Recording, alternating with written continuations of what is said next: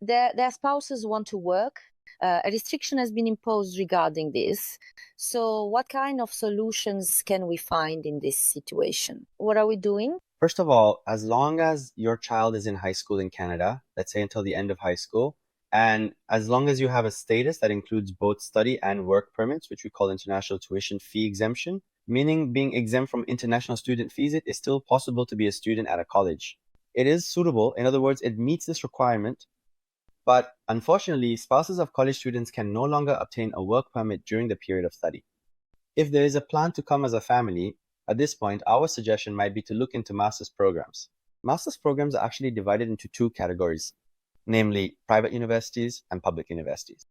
If in the future you need a PhD or want to pursue one, and you are considering doing a thesis-based master's, then perhaps public universities could be considered. But of course, the fees for public universities can be 3 times or even 5 or 6 times higher than those of private universities or colleges.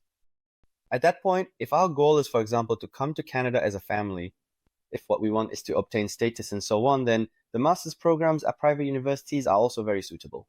We can say that their fees are competitive, just like the colleges. At these kinds of universities, there are mostly MBA programs. There may also be programs that combine technology with an MBA, but again, we think that new programs will gradually be added to the master's programs at these private universities as well. My suggestion for those considering coming as a family is to look at both college programs and MBA programs. And the point they need to decide between is family status. And on the other hand, is this the program I'm looking for? I think whichever option is the common ground, you can proceed with your education through that path.